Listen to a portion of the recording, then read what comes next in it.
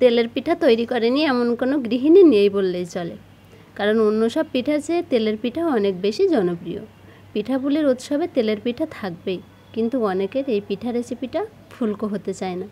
100% guarantee, এই recipe দেখে যদি কেউ পিঠা তৈরি করে ফুলকো হবেই।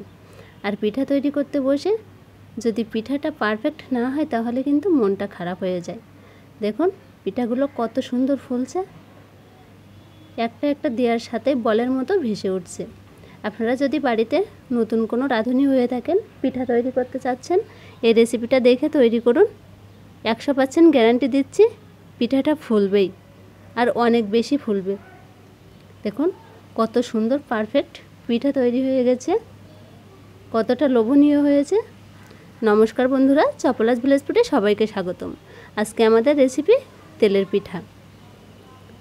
দেখুন এখানে আমি 2 কেজি চালের গুঁড়া আর 2 কেজি আটা নিয়ে নিয়েছি। আপনারা চাইলে ময়দাটাও ব্যবহার করতে পারেন চালের গুঁড়ার সাথে। আর নিয়ে নিয়েছি 1 কেজি খেজুরের গুড়। আমাদের বাড়িতে মিষ্টি বেশি পছন্দ করে না, তাই আমি 1 কেজি দিয়ে দিয়েছি। আপনারা চাইলে এর চেয়ে বেশি করেও দিতে পারেন, স্বাদ মতো আপনারা দিয়ে নেবেন। এবার আমি মিষ্টিটা দিয়ে খুব ভালো করে আটার সাথে মিশিয়ে নিচ্ছি। একটু লবণও কিন্তু আমি দিয়ে নিয়েছি, একটু লবণও দিয়ে নেবেন স্বাদ মতো। এবার আমি খুব ভালো করে আটাটা মিশিয়ে নেব। আমার সবগুলো উপকরণ খুব সুন্দরভাবে মেশানো হয়েছে। দেখুন পিঠার গোলাটা কিন্তু এরকম হতে হবে, পারফেক্ট একটা গোলা তৈরি হয়ে গেছে।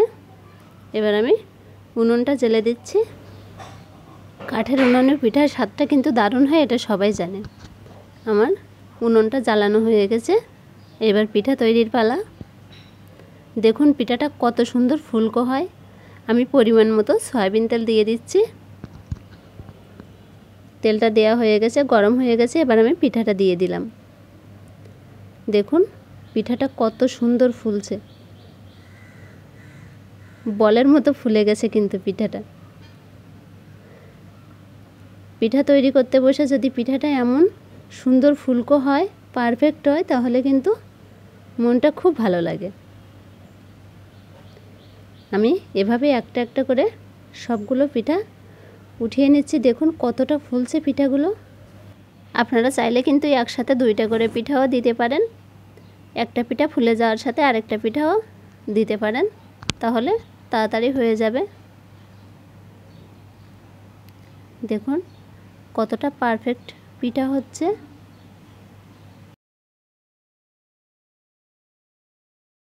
এই পিঠা তৈরির সময় উনুনের জালটা কিন্তু সবসময় মিডিয়ামে রাখতে হয়, আর সবসময় একই রকম রাখতে হয়, না হলে পারফেক্টভাবে পিঠাটা ফুলতে চায় না।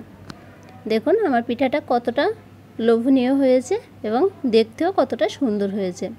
আশা করছি আজকের এই তেলের পিঠার রেসিপিটি আপনাদের কাছে খুবই ভালো লেগেছে আর সহজও মনে হয়েছে। আপনাদের কাছে কেমন লেগেছে কমেন্টে জানাবেন। ভালো লাগলে একটা লাইক এবং শেয়ার করবেন কিন্তু।